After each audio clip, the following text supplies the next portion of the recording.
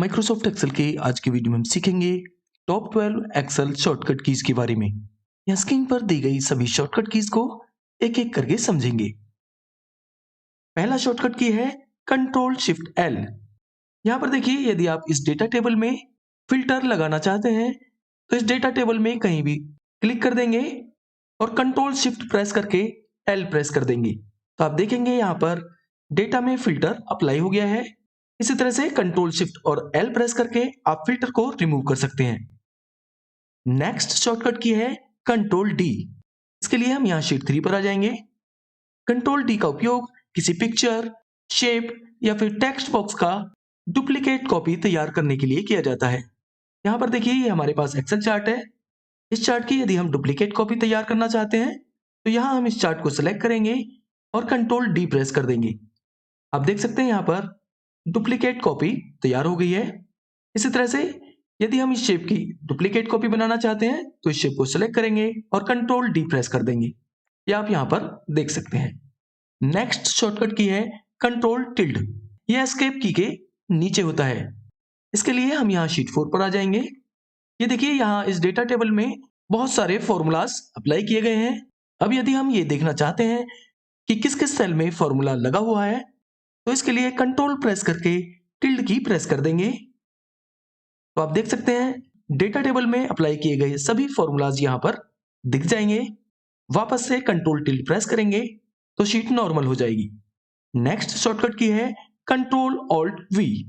ये आप देख सकते हैं यहाँ इस डेटा टेबल में यहाँ पर फॉर्मूलाज लगाए गए हैं। अब यदि हम इस डेटा में से फॉर्मूला हटाना चाहते हैं यानी इन वैल्यूज को एज ए वैल्यू पेस्ट करना चाहते हैं तो हम यहाँ पर इस डेटा टेबल को सिलेक्ट कर लेंगे और कंट्रोल सी द्वारा कॉपी करेंगे और कंट्रोल ऑल्ट प्रेस करके वी प्रेस कर देंगे तो आपके सामने पेस्ट स्पेशल का विंडो आ जाएगा। यहाँ डाउन एरो का प्रयोग करते हुए हम इसे वैल्यू पर ले आएंगे और एंटर प्रेस कर देंगे।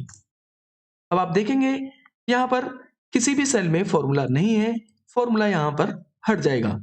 ये फिर से हम कंट्रोल टिल्ट करते हैं तो आप देख सकते हैं यहाँ पर सभी सेल में से फॉर्मूला हट गया है। नेक्स्ट शॉर्टकट की है कंट्रोल शिफ्ट डॉलर। इसके लिए हम यहाँ शीट 5 पर आ जाएंगे। यहाँ पर देखिए, ये जो वैल्यूज दी गई हैं इनको यदि हमें करेंसी में करना है तो इसके लिए सिंपली हम इन रेंज को सिलेक्ट करेंगे और कंट्रोल शिफ्ट प्रेस करके डॉलर साइन प्रेस कर देंगे तो आप देखेंगे सभी वैल्यूज करेंसी में कन्वर्ट हो गई हैं। नेक्स्ट शॉर्टकट की है कंट्रोल शिफ्ट परसेंटेज। मान लीजिए यहाँ पर इन सभी सेल्स को हम परसेंटेज फॉर्मेट में करना चाहते हैं तो इसके लिए हम कंट्रोल शिफ्ट प्रेस करके परसेंटेज प्रेस कर देंगे। अब यहाँ पर इन सेल्स में जो भी आप टाइप करेंगे, जो भी वैल्यू आप टाइप करेंगे वो परसेंटेज में आएगी।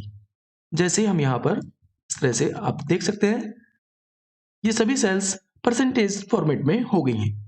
नेक्स्ट शॉर्टकट की है F4। मान लीजिए ये 7th रो के ऊपर हमें एक रो इंसर्ट करनी है तो हम यहाँ ये 7th रो को सिलेक्ट करेंगे, राइट क्लिक करेंगे और इंसर्ट पर क्लिक करेंगे तो आप देख सकते हैं यहाँ पर एक रो इंसर्ट हो गई है। अब यदि हम यहाँ पर और भी रोज इंसर्ट करना चाहते हैं तो इसके लिए सिर्फ आपको F4 प्रेस करना है। जितनी भी बार आप F4 को प्रेस करेंगे उतनी ही रोज इंसर्ट होते जाएंगी। ये आप यहाँ पर देख सकते हैं। F4 क्या करता है? F4 लास्ट कमांड को रिपीट करता है। जैसे हम यहाँ पर मान लीजिए इस सेल को सिलेक्ट किया और इसको कंट्रोल भी प्रेस करके हमने बोल्ड कर दिया। अब यदि आप सभी को बोल्ड करना चाहते हैं, सेल को सिलेक्ट करें और F4 प्रेस कर देंगे इस तरह से। तो F4 की सहायता से हम लास्ट कमांड को रिपीट कर सकते हैं। एक और एग्जांपल लीजिए इसका। मान लीजिए यहाँ पर हमें इस सेल में कलर करना है तो हम यहाँ होम पर जाएंगे और यहाँ से हम कोई कलर कर देते हैं। अब किसी अन्य सेल में हम कलर करना चाहते हैं तो वापस ये प्रोसेस करने की जरूरत नहीं है। मान लीजिए इस सेल को हम सिलेक्ट कर रहे हैं और यहाँ पर हम F4 प्रेस कर देंगे तो आप देखेंगे यहाँ पर कलर हो गया है। नेक्स्ट शॉर्टकट की है Alt F1। इसके लिए हम यहाँ इस शीट पर आ जाएंगे। यहाँ पर देखिए ये डेटा है। इसके लिए हम यहाँ पर यदि एक्सेल चार्ट इंसर्ट करना चाहते हैं तो इस डेटा को सिलेक्ट करेंगे और सिंपली Alt प्रेस करके F1 प्रेस कर देंगे तो आप देखेंगे एक्सेल चार्ट इंसर्ट हो गया है। नेक्स्ट शॉर्टकट की है कंट्रोल एंटर। इसके लिए हम यहाँ शीट 7 पर आ जाएंगे। यहाँ पर देखिए हम इन रेंज को सिलेक्ट करते हैं और हम चाहते हैं इन सभी सेल्स में ए लिखा हुआ आ जाए, तो यहाँ पर हम ए टाइप कर देंगे और कंट्रोल प्रेस करके एंटर प्रेस कर देंगे। तो आप देख सकते हैं सभी सेल्स में ए लिखा हुआ आ गया है।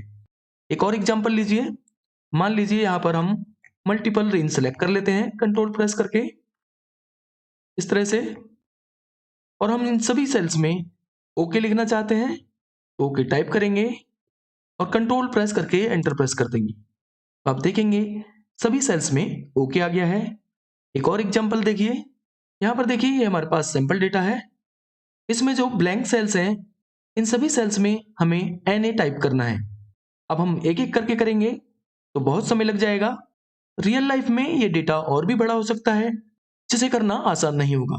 तो इसके लिए हम यहाँ इन सेल्स को सिलेक्ट कर लेंगे और कंट्रोल G प्रेस करेंगे, यहाँ स्पेशल पर क्लिक कर देंगे और यहाँ देखिए ये ब्लैंक पर क्लिक करेंगे और यहाँ पर ओके कर देंगे। अब यहाँ पर आप देखेंगे सभी ब्लैंक सेल्स सिलेक्ट हो गई हैं। अब हमें जो भी ब्लैंक सेल्स में टाइप करना है उसको टाइप कर देंगे। हम यहाँ पर टाइप कर देते हैं NA, कंट्रोल प्रेस करके एंटर कर देंगे।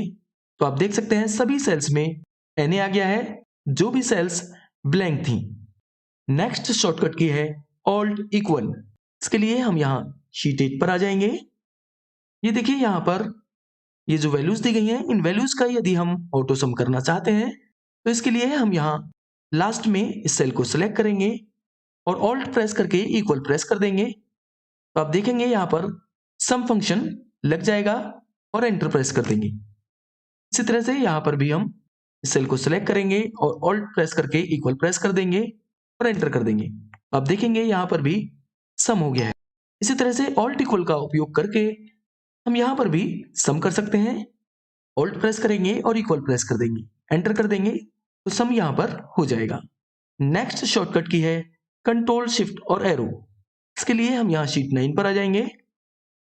देखिए यहाँ पर जो सैंपल डेटा है, मान लीजिए हम यहाँ पर हैं और अब हम इस कॉलम की लास्ट सेल में जाना चाहते हैं जहां तक भी डेटा लिखा है। तो इसके लिए हम यहाँ पर कंट्रोल और डाउन एरो प्रेस कर देंगे तो आप लास्ट सेल में आ जाएंगे।